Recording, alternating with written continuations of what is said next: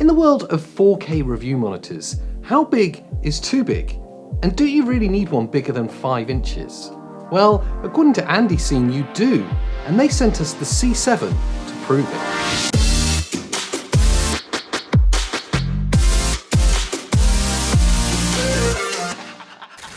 The AndyCine C7 is a 4K 7-inch touchscreen monitor that packs a fair amount into its £270 offering. It's a super bright, fully dimmable up to 2200 nit display that has a native 1080 resolution.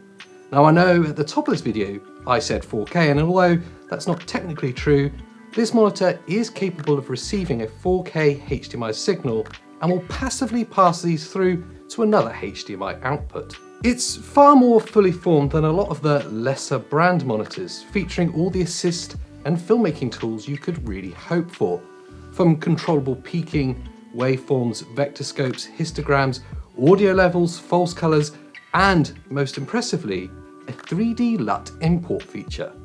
This allows you to load on your own LUTs via an SD card for easy and more accurate review of your log footage.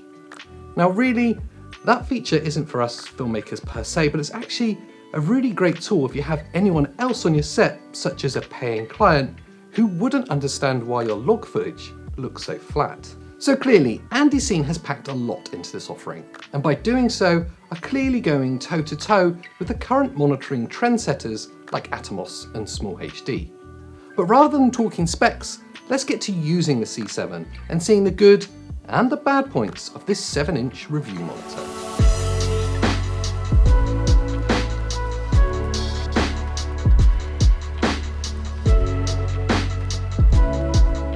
Now straight off the bat, this is the brightest and possibly largest touchscreen monitor I've ever used.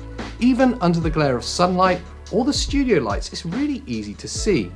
They say the 2200 nits display is 4 times brighter than a computer monitor. Now, I don't think that's an actual scientific measurement, but you get the picture. The touchscreen, well, it isn't the most responsive, but it does work. All the controls, features, and assist tools really do their job and just make the process of filming a little bit easier. In short, this just does the job with minimal fuss or recognition needed.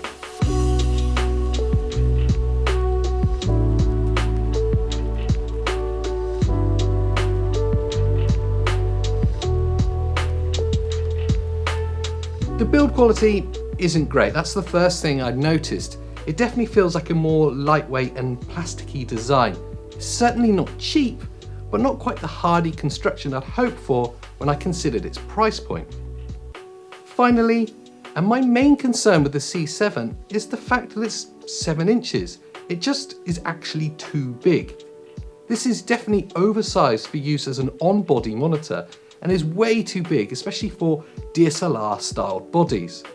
Really, this monitor comes into its own when you move it away from the camera, maybe mounted on a light stand on set like a director's monitor, and then the 7-inch size really starts to make sense.